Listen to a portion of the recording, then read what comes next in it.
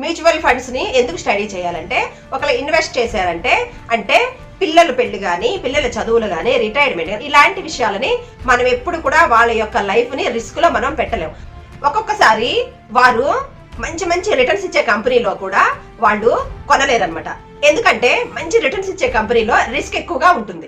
Hi, hello, నమస్తే, అందరు బాగున్నారు కదా? నేను కూడా బాగానే ఉన్నాను.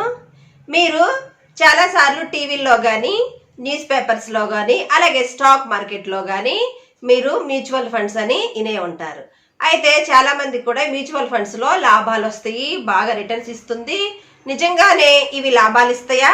అసలు మ్యూచువల్ ఫండ్స్ అంటే ఏంటి, లేకపోతే మోసమా అనే డౌట్స్ చాలా మందికి వస్తూ ఉంటది అనమాట. అసలు ఈ డౌట్స్ అన్ని ఎందుకు వస్తాయంటే, మ్యూచువల్ ఫండ్స్ మీద సరైన అవగాహన లేకపోవడం వల్ల ఇలాంటి డౌట్స్ అన్ని వస్తాయి.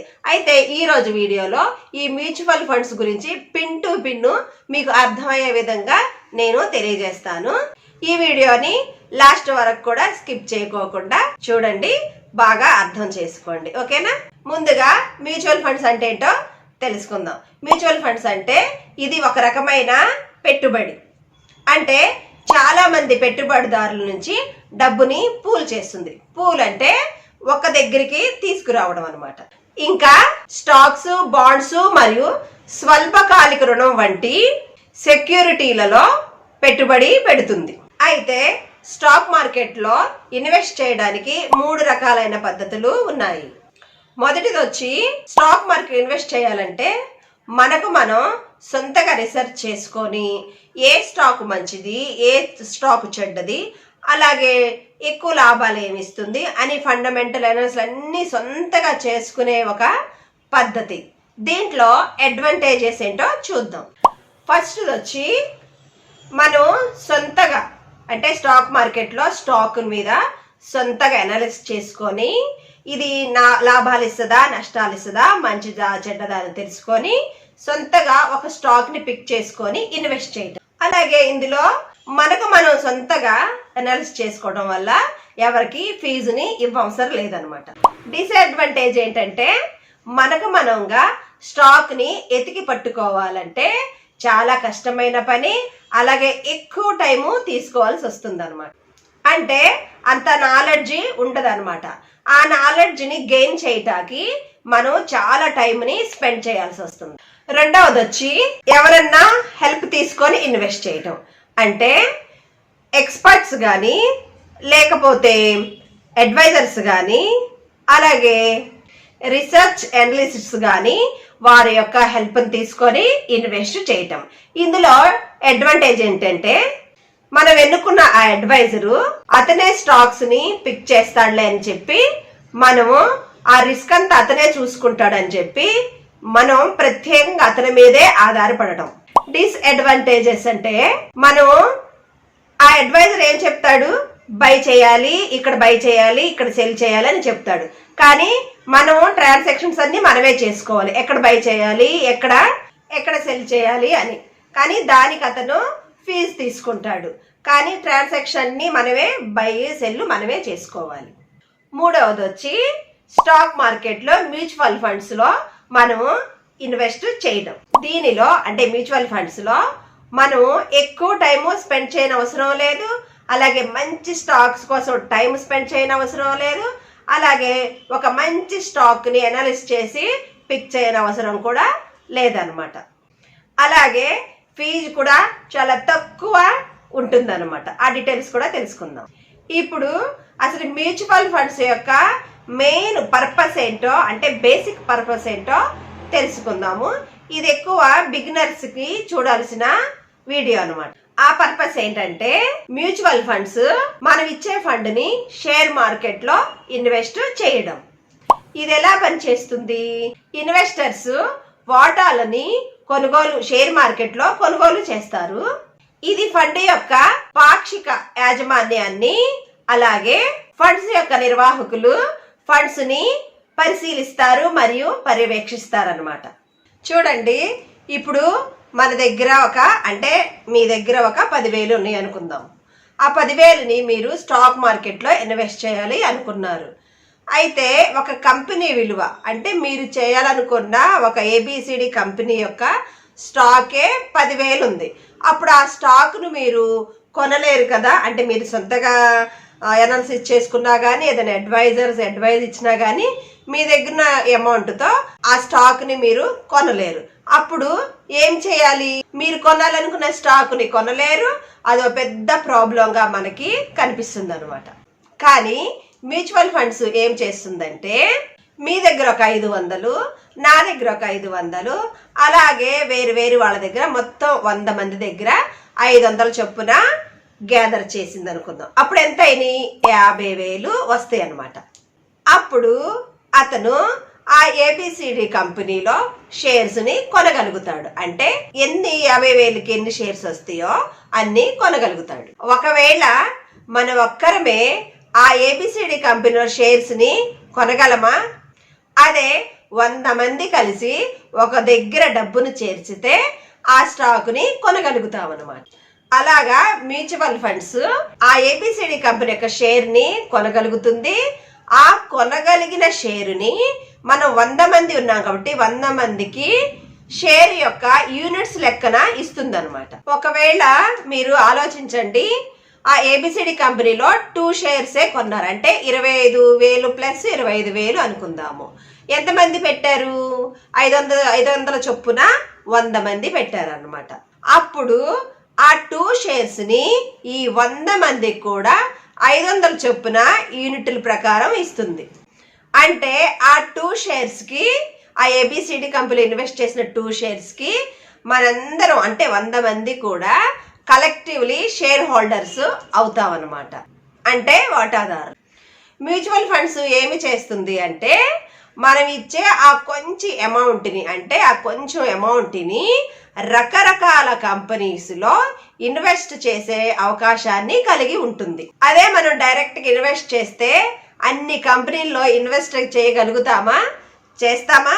చేయలేము. మీకు కరెక్ట్గా అర్థం అవ్వాలంటే నా మ్యూచువల్ ఫండ్స్ని మీకు ఇప్పుడు నా ఫోన్లో నుంచి చూపిస్తాను. నేను కట్టే నెలకి ఒక 1,000 రూపాయలు నేను మ్యూచువల్ ఫండ్స్ కడుతున్నానని చెప్పారు కదా. ఆ 1,000 రూపాయలని ఏ కంపెనీస్లో ఎంతెంత శాతం పెట్టారు అనేది ఇప్పుడు నేను ప్రాక్టికల్గా మీకు చూపిస్తే మీకు ఒక మంచి ఐడియా వస్తుంది. ఇప్పుడు నా మ్యూచువల్ ఫండ్ని చూద్దాము. ఇక్కడ చూడండి, నేను హెచ్డిఎఫ్సి స్మాల్ క్యాప్లో మ్యూచువల్ ఫండ్స్ ఒక సిప్ వేస్తున్నాను అనమాట. ఆ ఒక సిప్ని మీకు చూపిస్తాను. ఇక్కడ వచ్చి వాళ్ళు ఎన్ని కంపెనీస్లో వేసారో చూడండి. నేను కట్టేది 1,000 రూపాయలు అనమాట. ఈ కంపెనీస్లో మొత్తం 16 కంపెనీల్లో ఇన్వెస్ట్ చేశారు. అంటే పర్సెంట్ వైజ్గా యూనిట్స్ అన్నాను కదా, అలా చూపిస్తారు. అదే మనం 1,000 రూపాయలని ఇన్ని కంపెనీస్లో కొనలేము కదా. మొత్తం కంపెనీల్లో 16 కంపెనీల్లో నేను ఇచ్చిన 1,000 రూపాయలు ఇన్వెస్ట్ చేయడం జరిగింది. తర్వాత వచ్చి ఇక్కడ మార్కెట్ క్యాప్ అంటే ఏ మార్కెట్లో వేసారండి. Small cap, mid cap, large క్యాపుల్లో ఆ 1,000 రూపాయలని 3 క్యాప్స్లో కూడా ఇన్వెస్ట్ చేయటం జరిగింది అనమాట. ఇక్కడ వచ్చి సెక్టర్ వైజ్ ఏ సెక్టర్స్లో వేసారు అనేది చూపిస్తుంది. కమర్షియల్ సెక్టర్ అని, బ్యాంక్ సెక్టర్ అని, హెల్త్ సెక్టర్ అని, auto sector, construction sector, transport sector, ఇట్లా రకరకాల sectors, pharmacy sectors, software sectors ఇక్కడ అన్ని మీరు చూసుకోవచ్చు. ఈ విధంగా ప్రతి సెక్టర్లో కూడా ఇంతింత పర్సెంటేజ్ అని నేను ఇచ్చిన 1,000 రూపాయలని ఇన్వెస్ట్ చేయటం జరిగింది అనమాట. చూసారు కదా. అసలు ఈ మ్యూచువల్ ఫండ్స్ అనేవి ఎలా చేస్తాయి? ఇది ఒక ఫండ్ మేనేజ్మెంట్ కంపెనీని ఏర్పరుస్తుంది. ఆ కంపెనీని ఏఎంసి అని పిలుస్తారు. ఏఎంసి అంటే అసెట్స్ మేనేజ్మెంట్ కంపెనీ. ఆ కంపెనీ ఒక ఫండ్ ని ప్రారంభిస్తుంది. ఆ తర్వాత జనాల నుంచి డబ్బులు అడుగుతుంది అన్నమాట. మేము మల్టీ క్యాప్ ఫండ్ ని ఏర్పాటు చేసాము. స్మాల్, బిగ్, మిడ్ కంపెనీస్ లో మేము ఇన్వెస్ట్ చేస్తాము. మా దగ్గర రకరకాలైన ఎక్స్పర్ట్స్ ఉన్నారు. మీరు ఇన్వెస్ట్ చేసిన డబ్బుని మేనేజ్ చేస్తాము. మా ట్రాక్ రికార్డ్ ఇది. మేము మంచి రిటర్న్స్ ఇస్తాము. మీరు మమ్మల్ని నమ్మండి, మీ డబ్బును మాకు ఇవ్వండి. మీరు ఎవరెవరు ఇన్వెస్ట్ చేయాలనుకుంటున్నారో కొన్ని ఫండ్స్ 100 రూపాయల నుంచి స్టార్ట్ అవుతుంది అనమాట.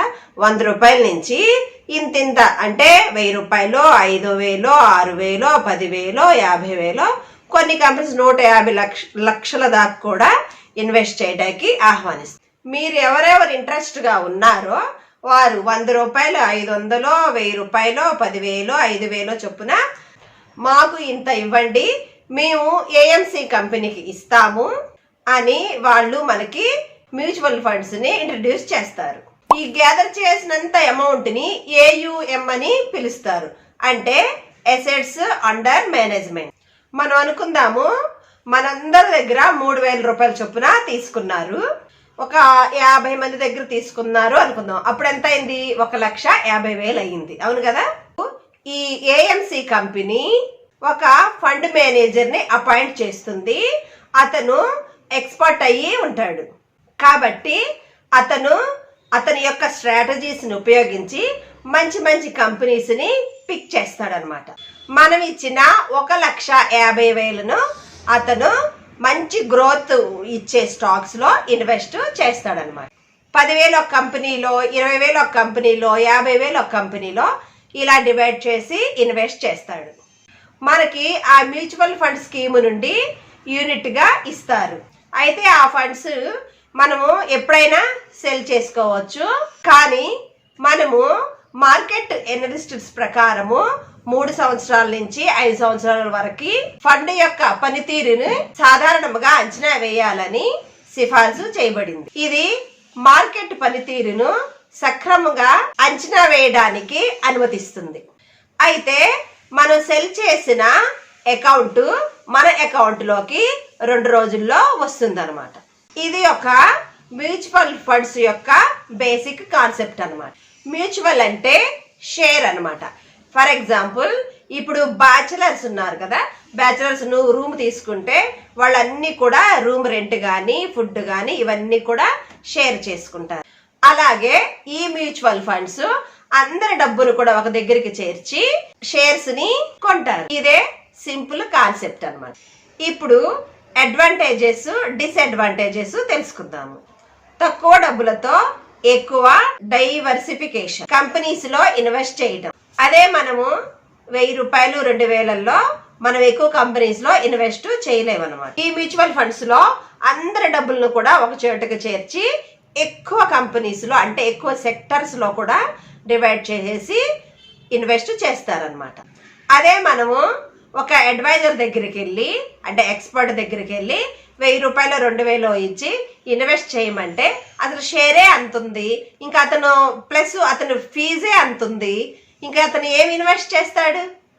అదే మ్యూచువల్ ఫండ్స్లో అయితే కొన్ని వేల మంది, లక్షల మంది ఇన్వెస్టర్స్ ఉంటారనమాట. కాబట్టి ఈ ఫండ్ మేనేజరు చాలా తక్కువ ఫీజుతో మనకి మ్యూచువల్ ఫండ్స్లో దొరుకుతారనమాట. చాలా చీప్ ధరతోనే మనకి దొరుకుతారనమాట. దీనినే ఎక్స్పెన్స్ రేషియో అని కూడా అంటారు. అంటే ఇప్పుడు ప్రతి నెల మీరు 100 రూపాయలు పెట్టారనుకోండి, దగ్గరగా వాళ్ళు ఒక 5 పైసలో, 10 పైసలో లేదా 1 రూపాయి మాత్రమే ఫీజు తీసుకుంటారనమాట.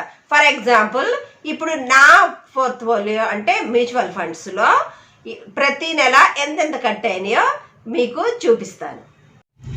ఇక్కడ చూశారు కదా, నేను 1000 రూపాయలు కడుతున్నాను కదా. ప్రతిసారి నేను బై చేసినప్పుడల్లా వాళ్ళు ప్లేస్ చేసినప్పుడు వాళ్ళు ఫీజు చూడండి చాలా తక్కువ ఉందన్నమాట.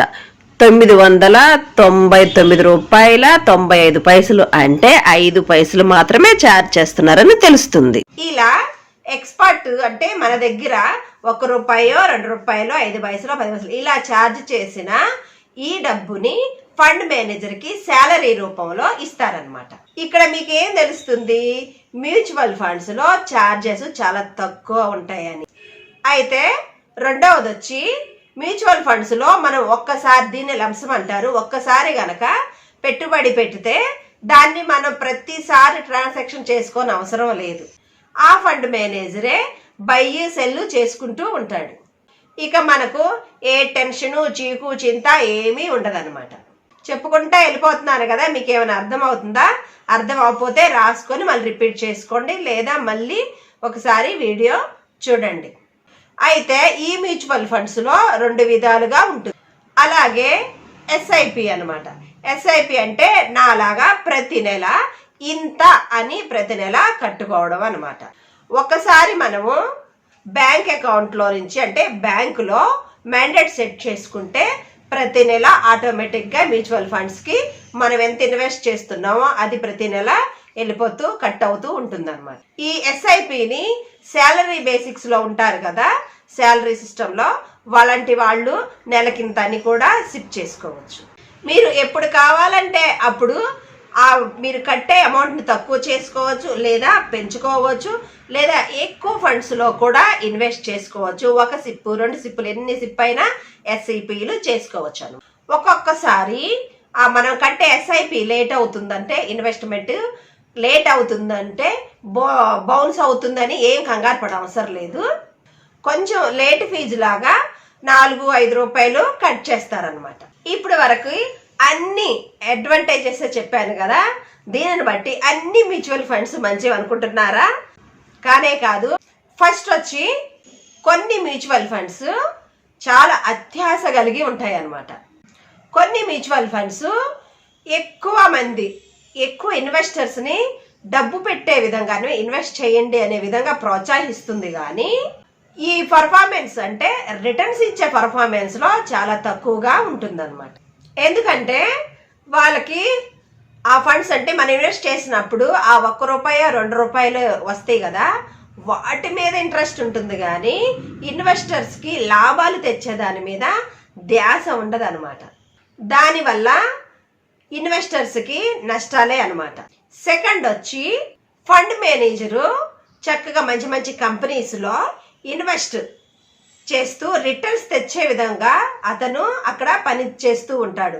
కానీ ఇన్వెస్టర్స్ ఒక్కొక్కసారి వారు ఇన్వెస్ట్ చేసిన వాటిని సెల్ చేయాలని ప్రెజర్ చేస్తూ ఉంటారు.